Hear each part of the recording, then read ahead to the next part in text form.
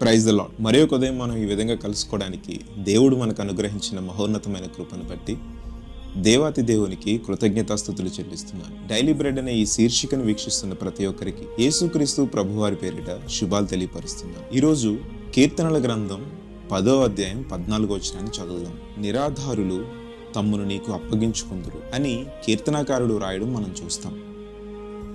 ఎవరు తమ్ముని తాము దేవునికి అప్పగించుకుంటారట? నిరాధారులు. చూడండి, ఎప్పుడు కూడా మనకు అన్నీ కలిగి ఉన్నప్పుడు దేవుడు మనకి గుర్తురాడు. మనకు అనుకోకుండా శ్రమ సంభవించినప్పుడు, మనకు అనుకోకుండా దుఃఖం వచ్చినప్పుడు, మనకు అనుకోకుండా ఇబ్బంది కలిగినప్పుడు, అనుకోకుండా నీకు కీడు కలిగినప్పుడు, ఆ సమయంలోనే దేవుడు గుర్తొస్తాడు. దేవుని మాటలు చాలా అమూల్యమైనవి.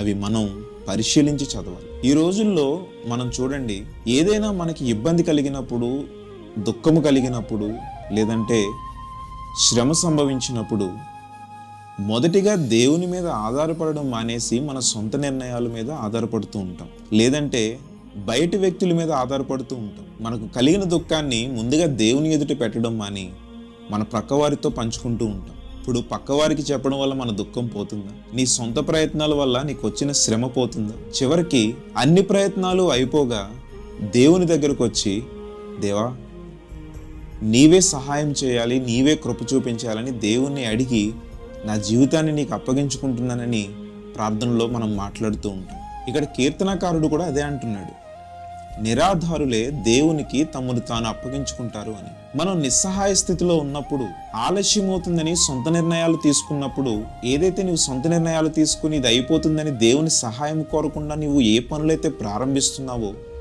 ఏ శ్రమలు పోవాలని ప్రయత్నిస్తున్నావో, ఏ దుఃఖము నీ నుండి పోవాలని నీవు ఆశపడుతున్నావో, అది మన నుండి వెళ్తుందా?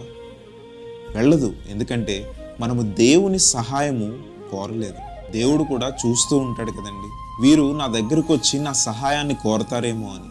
నా దగ్గరకు వచ్చి ప్రభువా నన్ను ఈ గండము నుండి, ఈ దుఃఖము నుండి, ఈ శ్రమ నుండి తప్పించు అని అడుగుతారేమో అని దేవుడు కూడా చూస్తూ ఉంటాడు కదా. ఒక కార్యాన్ని దేవుడు ఆలస్యం చేశాడంటే దాని వెనుక ఉన్న గొప్ప ఆశీర్వాదాలను మనకి ఇవ్వాలని. ఈరోజు ఏదో ఒక ఇబ్బంది నీకు వచ్చింది, వెంటనే అది మన యొద్ద నుండి తొలగిపోవాలి. ప్రతి ఒక్కరిలో ఉండే ఆశ. ఎవరు కూడా శ్రమ వచ్చిందంటే ఆనందంగా నాకు శ్రమ వచ్చింది అని ఆహ్వానించరు కదా.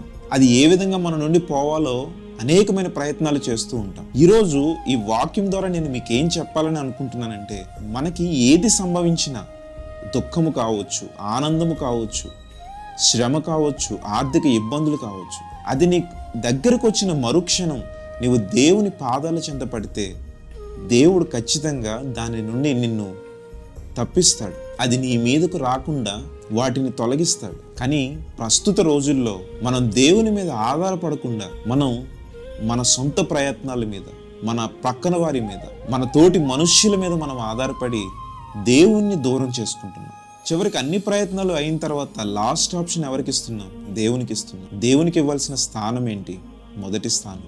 మరి మొదటి స్థానాన్ని నీవు ఇస్తున్నావా?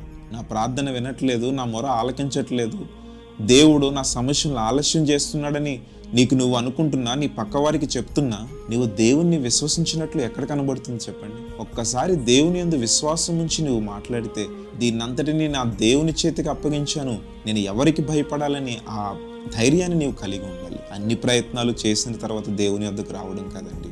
మొదటి స్థానం దేవునికి ఇవ్వు, దేవుడు నిన్ను మొదటి స్థానంలో ఉంచుతాడు. ఆలస్యం అవుతుంది అంటే దాని వెనుక గొప్ప ప్రణాళిక ఉంటుంది. పరిష్కారానికి ఆలస్యం చేస్తున్నాడు దేవుడు అంటే దాని వెనుక గొప్ప ఆశీర్వాదం ఉంటుంది. అవి మనకు అందించాలనే దేవుడు కొన్ని సమయాల్లో నీకున్న సమస్యలకు పరిష్కారాన్ని ఆలస్యం చేస్తూ ఉంటాడు. ఇలానే కొంతమంది యవ్వనస్తులు ఒక నది దగ్గర పిక్నిక్ వెళ్దామని సరదాగా కొంతమంది కలిసి ఒక రోజు బయలుదేరారట. ఈ కాలంలో మనం చూస్తూ ఉంటాం కదా, ఎవరు గెట్ టుగెదర్గా మీట్ అయినా అక్కడ వారు రకరకాలుగా భోజనాలు వండుకొని తింటూ ఎంజాయ్ చేస్తూ ఉంటారు. అలానే వీళ్ళు కూడా వెళ్తూ వీళ్ళు వండుకోవడానికి కావలసిన సామాగ్రిని అంతా తీసుకెళ్ళి ఒక నది దగ్గర మంచి ప్రదేశాన్ని చూసుకుని వారు తెచ్చుకున్న సామాగ్రితో భోజనము తయారు చేసుకుని వారు తిని తృప్తి చెందిన తరువాత నదిలోకి దిగి వెళ్ళి ఆడుకుందాంరా అనేసి అందరూ దిగారట. అయితే ఒక అతను మాత్రం నాకు ఈత రాదు, మీరు వెళ్ళి ఆడుకోండి అని అతను గట్టు మీద కూర్చొని చూస్తున్నాడు. మిగిలిన వారంతా నదిలో దిగి వారు ఎంజాయ్ చేస్తూ ఉన్నారు. ఈ గట్టు మీద కూర్చున్న వ్యక్తి కూడా నేను కూడా నదిలో దిగి ఎంజాయ్ చేయాలని ఈత రాకపోయినా అతను కూడా దిగి ప్రమాదంలో చిక్కుకున్నాడు. నదులు వేగంగా ప్రవహిస్తున్నప్పుడు ఆ నది ఆ యొక్క వాటర్ ఫోర్స్లో ఎవరు కూడా నిలవలేరు. ఇలాగే మునిగిపోయి కొట్టుమిట్టాడుతూ అరుస్తున్నాడు. అక్కడ ఉన్న వారందరూ కూడా గట్టు మీదకి వచ్చి కేకలు వేస్తూ అతన్ని కాపాడండి కాపాడండి అని అరుస్తూ ఉన్నారు. అందులో కొంతమందికి ఈత వచ్చినా కూడా ఆ నది వేగానికి వారు దిగడానికే భయపడుతున్నారు. అందులో ఒక యవ్వనస్తుడికి బాగా ఈత వచ్చు. అయితే ఆ వ్యక్తి గట్టు మీద కూర్చుని ఆ మునిగిపోతున్న కుర్రాడి వైపే చూస్తూ సైలెంట్గా ఉన్నాడు. ఈ మిగిలిన స్నేహితులంతా అరే నువ్వు వెళ్ళి కాపాడు, నీకు ఈత వచ్చు కదా అని అతని వైపు అంటున్నారు, కానీ ఇతను సైలెంట్గా ఆ మునిగిపోతున్న వ్యక్తి వైపే చూస్తున్నాడు. ఇంకా మిగిలిన స్నేహితులు ఇతన్ని తిట్టడం ప్రారంభించారట. తోటి స్నేహితుడు మునిగిపోయి ప్రాణాలు పోతూ ఉంటే నువ్వు కదలకుండా ఇక్కడే కూర్చుని చూస్తూ ఉన్నావని తిట్టడం ప్రారంభించారట. అయితే ఆ మునిగిపోతున్న వ్యక్తి ఇంకా అరవడం ఆపేసి నది లోపలికి మునిగిపోవడం చూసిన ఈ వ్యక్తి వెంటనే నదిలోనికి దూకి ఆ మునిగిపోతున్న వ్యక్తి యొక్క జుట్టు పట్టుకుని ఒడ్డు పక్కకి లాగేశాడట. వచ్చిన తర్వాత ఈ మిగిలిన స్నేహితులు అంటున్నారు, అరే నిన్ను తప్పుగా అర్థం చేసుకున్నాం, మమ్మల్ని క్షమించిరా, నువ్వు వెళ్లకుండా కూర్చొని చూస్తుంటే వాడు చనిపోతాడేమో అని ఆ కోపంలో మిమ్మల్ని తిట్టామని అంటుండగానే ఈ యవ్వనస్తుడు అంటున్నాడట, అరే వాడు కేకలు వేస్తూ అరుస్తూ మునిగిపోవడం నేను కూడా చూశాను. ఒకవేళ ఆ టైంలో నేను కూడా దిగి వాడిని కాపాడదామని వెళ్తే వాడు తనను తాను రక్షించుకోవాలనే ఆ ప్రయత్నంలో నన్ను కూడా లాగి ఇద్దరం కూడా ప్రమాదంలో చిక్కుకునే అవకాశం ఉందిరా. అందుకే వాడు ఎప్పుడైతే అలసిపోయి ఇంకా నేను మునిగిపోతున్నానని అనుకుంటాడో అప్పుడు తీసుకొద్దామని వెయిట్ చేశాను అని అన్నాడట. దేవుడు కూడా ప్రతి సమస్య నుండి మనల్ని బయటకు తీయాలని చూస్తూ ఉంటాడు. కానీ మనం ఏం చేస్తుంటామో తెలుసా?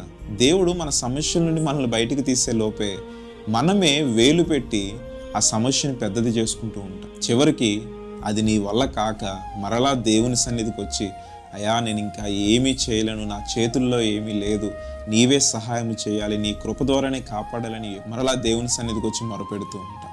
అందుకే భక్తుడు అంటున్నాడు, నిరాధారులే తమ్మును తామును దేవునికి అప్పగించుకుంటారని. ఈరోజు మన పరిస్థితి ఏ విధంగా ఉంది?